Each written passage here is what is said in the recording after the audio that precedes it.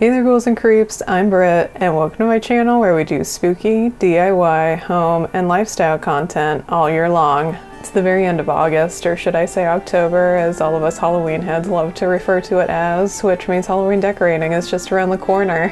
Although I do have some store-bought pieces that I absolutely love and always incorporate into my decoration setup every year, I tend to adore the pieces that I've made by hand even more. My plan for this video is to take on 3 Halloween decor DIYs, which will include Bunting Garland made of felt and seasonal cotton, an 8-inch embroidery hoop featuring an original piece of the Headless Horseman, and a new take on an apothecary jar that I'm excited to try out. I think with this project spread we'll cover a lot of the decoration categories in the way of wall decor, garland, and tabletop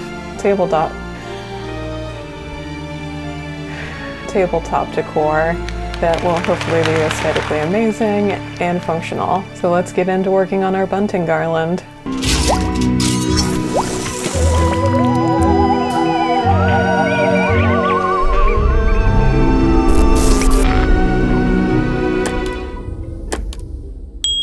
To get started, I first created a pattern for my bunting flags that measured 6.5 inches long by 5.5 inches wide with a 3/8 seam allowance at the top.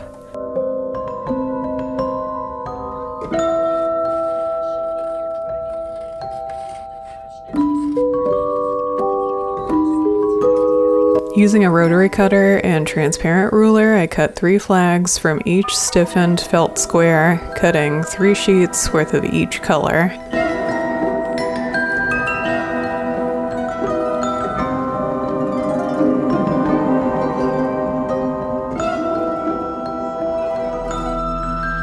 To make my binding strip that connects the flags of my bunting, I cut 4 strips at 1.25 inches by the width of the material and then cleaned up the ends by cutting off the selvage. I then attached my binding strips together with a diagonal seam in groups of 2 and found the center of the binding by folding the strip in half and marking it with a pen. With the center marked, I knew where to begin placing my bunting flags along the binding strip. My plan was to have the word spooky on the top tier of the garland and season on the bottom tier with 2 flanking pumpkin teacups with ghostly steam on either end of season. This meant that I had 6 total flags on the top tier and 8 on the bottom tier. After pinning the flags to the binding strip, I then attached the flags with a 3/8 inch seam allowance. To verify where and what angle to shorten my cotton binding, I hung the garlands on the wall and then made marks on both binding strips where the overlap occurred. Before unpinning my garlands, I made sure to make snips along the overlap edges and shorten each binding strip accordingly. To know where to fold my binding strips, I sewed 3/8 of an inch from the binding edge, later to use this sew line as a fold guide to fold the raw edges of the binding to the center. To get the angle for the ends of my bottom tier, I just used a chalk wheel to connect my previously made snips. I then finished the bottom tier first, since this one will be sewn inside the top tier to attach the 2 tiers. I know that I could have made this a whole lot easier on myself by making these separate garlands, eliminating the task of finding the appropriate drape angle and connecting point for the bottom garland, but like a dog with a bone, once I get an idea in my mind, I just cannot settle for anything less, regardless of how trivial it truly is. Anyone else guilty of this too?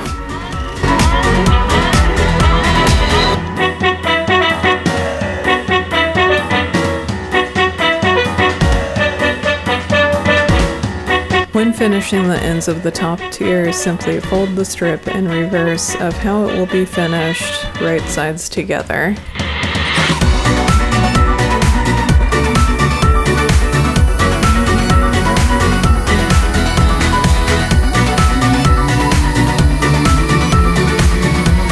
This took a little bit of experimenting with where to stick the bottom tier into the top tier's binding, but ultimately the bottom tier attaches 3 inches from the end of the top tier.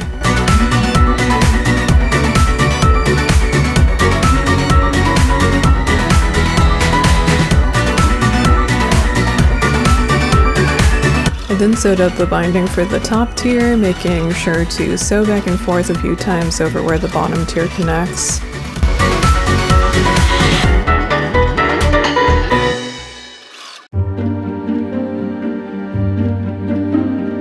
After picking a font for the spooky season decal that will be ironed to the bunting, I ultimately went with the Active Regular, which you may recognize from somewhere. I then translated the type to an outline and then made it into a compound path before exporting to Cricut Design Space.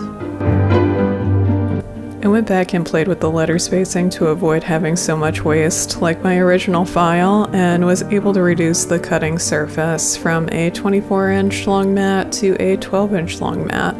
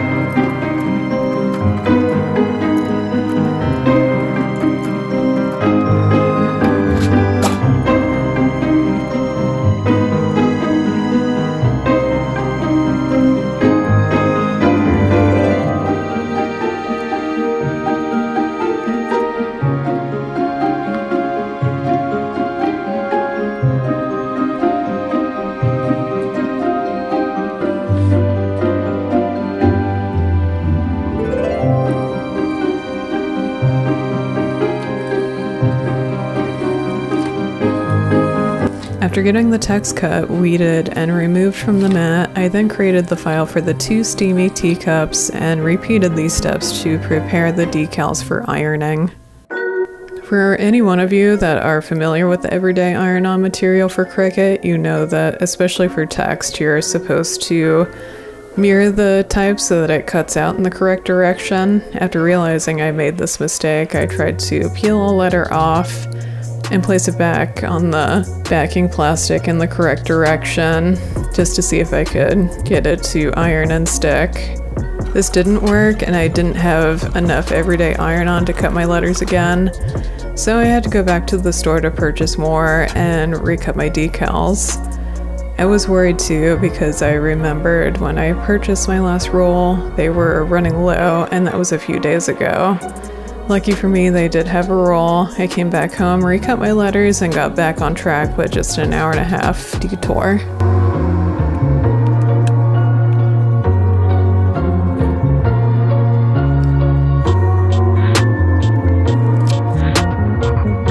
I placed each decal so that it was 5/8 of an inch from the binding edge, then ironed them in place until the decal transferred from the backing plastic.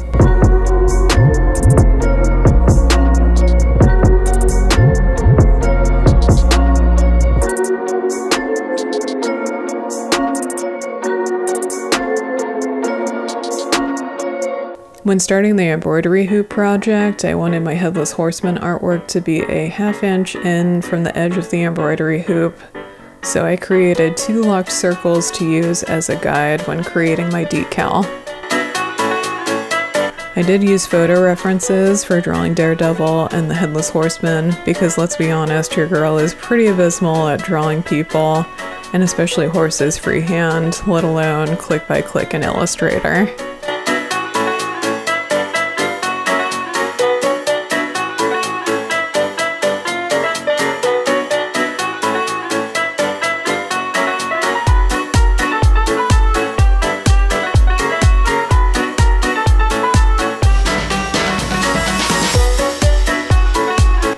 This is me verifying that people hands do not look like if lobster claws were also gardening shears.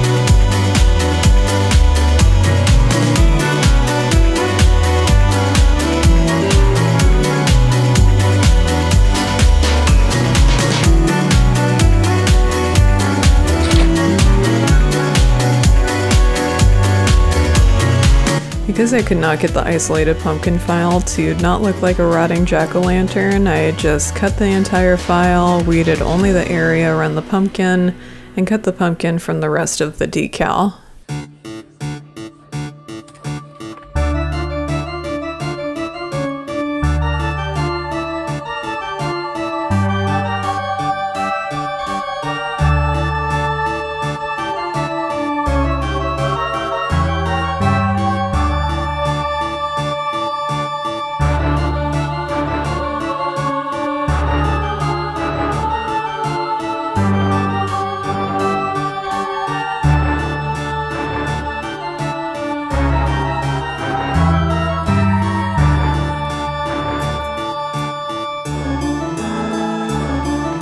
To give my embroidery hoop some color, I used some fabric dye to stain the wood the perfect pumpkin orange.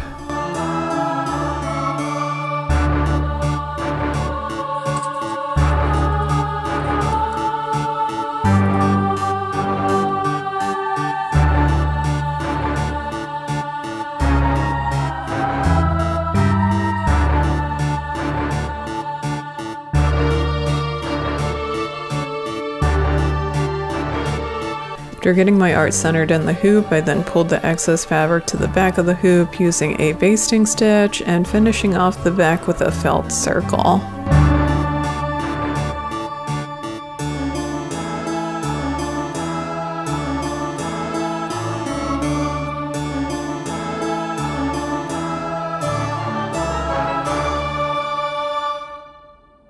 For the apothecary jar project, I began by spray painting my jar and some plastic bugs to use as embellishments later.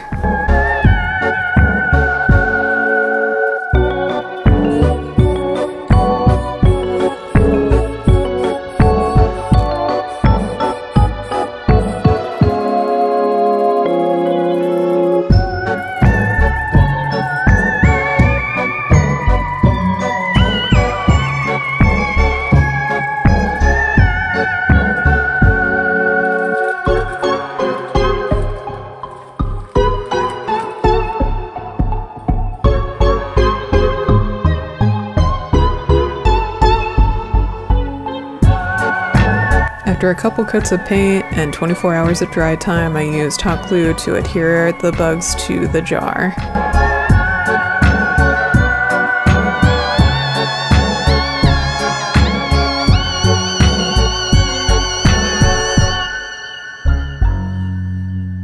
I absolutely loved putting this video together for all of you, and I imagine that this video topic will be one that we'll continue to revisit and look forward to year after year. So let me know in the comments what are some of your favorite Halloween decor staples, and who knows, it may be included in a future Halloween decor DIY video. These projects got me so excited for Halloween decorating, which is what I'll be doing in the next video, so be sure to subscribe so you don't miss when that video comes out.